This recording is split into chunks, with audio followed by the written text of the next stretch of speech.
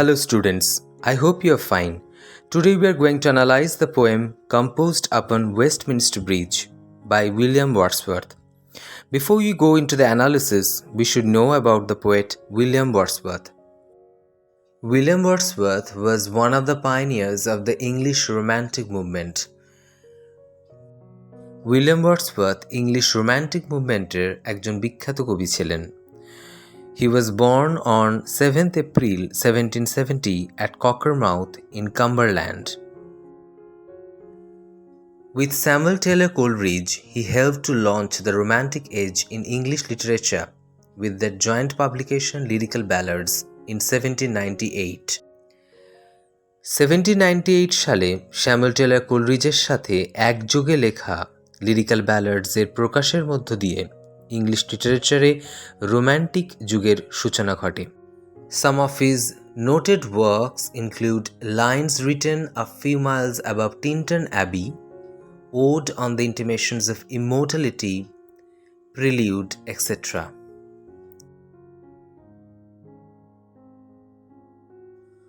Earth has not anything to show more fair.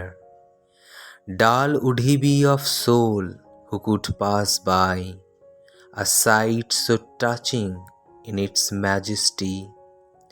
This city now doth like a garment wear. The beauty of the morning, silent, bare, ships, towers, domes, theatres, and temples lie, open unto the fields and to the sky, all bright and glittering in the smokeless air. Never did sun more beautifully steep in his first splendor valley, rock or hill. Near so I never felt a calm so deep. The river glideth at his own sweet wheel. Dear God, the very houses seem asleep, and all that mighty heart is lying still.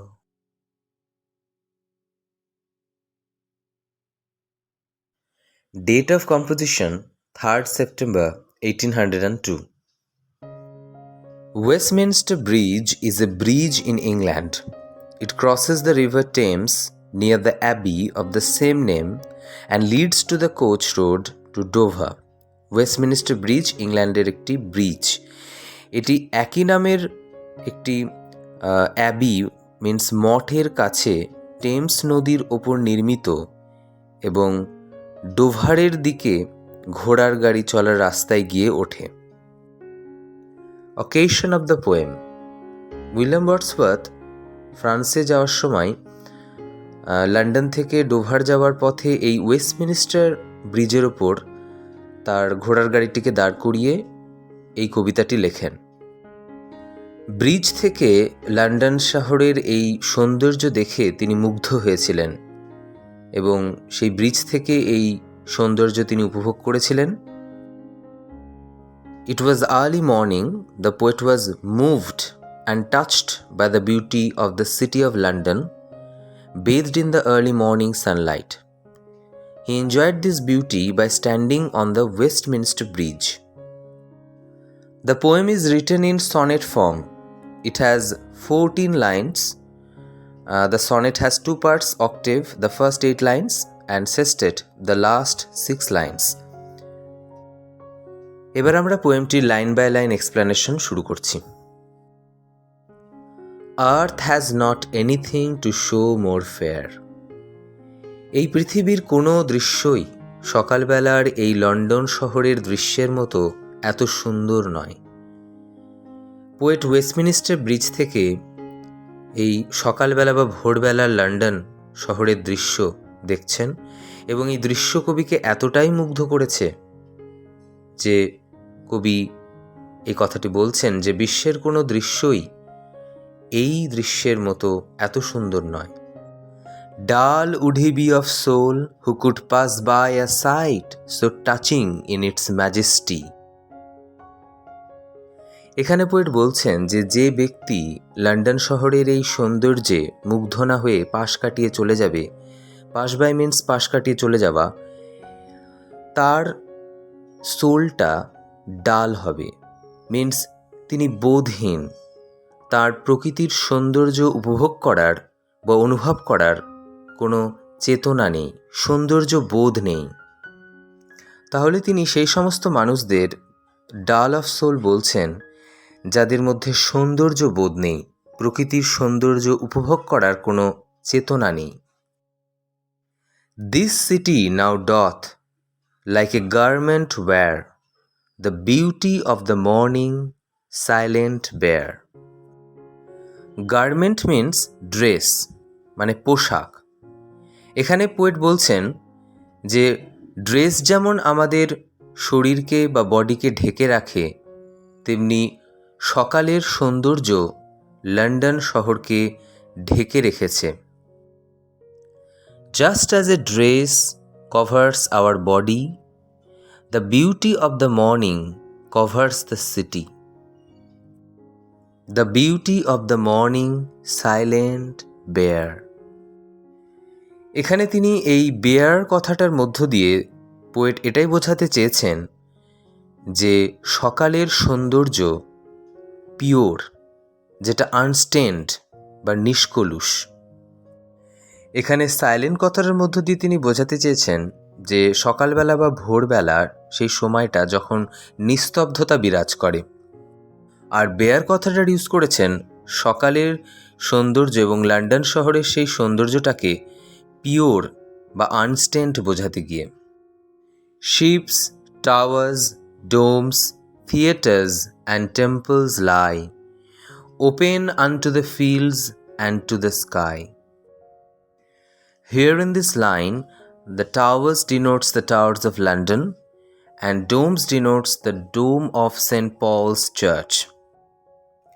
Wordsworth এখানে লন্ডনের ships, towers, domes, theatres এবং টেম্পলসের কথা বলছেন, যেগুলোর সৌন্দর্য প্রকৃতির বা নেচারের সৌন্দর্যের সাথে মিলেমিশে একাকার হয়ে গেছে। লন্ডন শহরের উঁচু টাওয়ার্সগুলো সকালে ঝলমল করছে এবং সেন্ট পলস চার্চের যে গম্বুজ সেটাও সকালের সূর্যে উজ্জ্বল দেখাচ্ছে।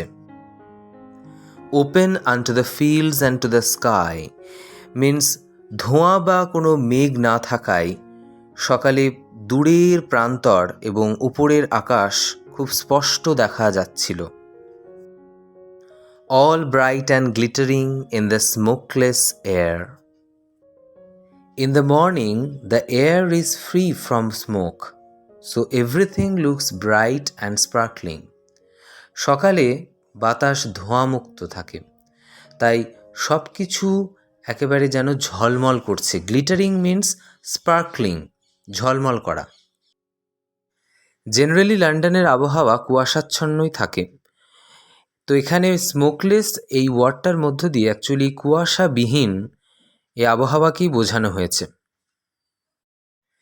Never did sun more beautifully steep in his first splendor valley, rock or hill. এখানে পোয়েট বলছেন যে এর আগে কোনো দিন এত সুন্দর সানরাইজিং তিনি দেখেননি। এখানে স্টিপ মিন্স রাইজ। সকালে সূর্যের আলোয় প্রকৃতির সব কিছু ঝলমল করছে, যেমন ভ্যালি, পাহাড়, পর্বত ইত্যাদি। কবি বলছেন যে সূর্য কখনো ভ্যালি, পাহাড়, পর্বতকে এত সুন্দরভাবে ঝলমলে করে তুলতে পারেনি।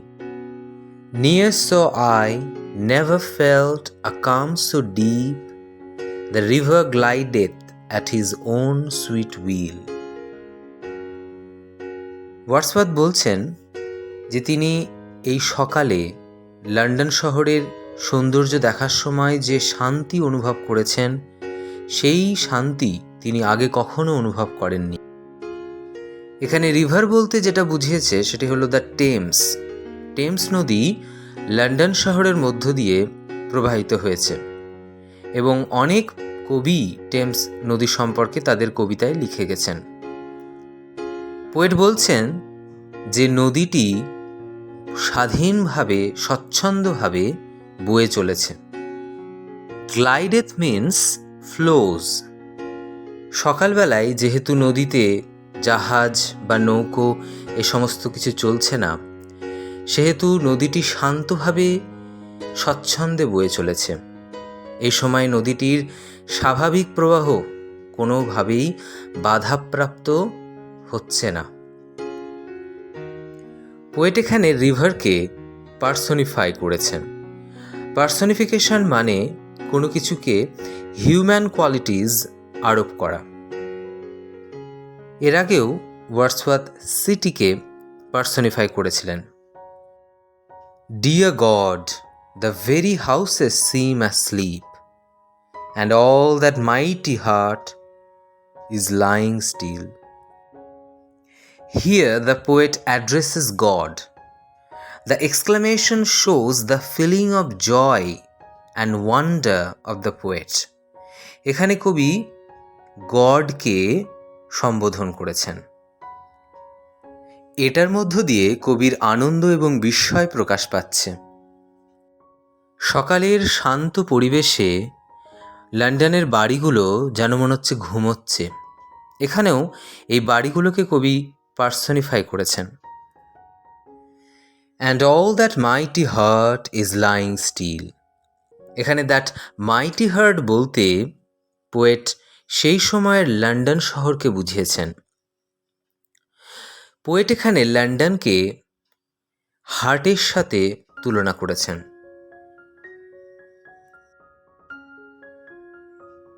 লন্ডন হলো ইংল্যান্ডের ক্যাপিটাল, তাই স্বাভাবিকভাবেই লন্ডন হলো ইংল্যান্ডের প্রাণকেন্দ্র, যেখানে সমস্ত অ্যাক্টিভিটিগুলো হয়। সেই সময় লন্ডন, এমনকি এখনও বর্তমানে লন্ডন সমস্ত এনার্জির বা অ্যাক্টিভিটির প্রাণকেন্দ্র। London is the main centre of energy and activity. That's why the poet compared London to the heart. এবং কবির এই লন্ডন শহরের সকালবেলার এই সৌন্দর্য দেখে মনে হচ্ছে যে লন্ডন শহরটি যেন শান্তিতে কোলাহল মুক্ত হয়ে শুয়ে রয়েছে। As it is morning, the city is quite motionless and noiseless. So it seems that London city is sleeping. The London city is lying still. সকালবেলার পরিবেশ যেহেতু কোলাহল মুক্ত, জনমানবহীন, তাই সেই শান্ত পরিবেশে লন্ডন শহর শুয়ে রয়েছে শান্তিতে।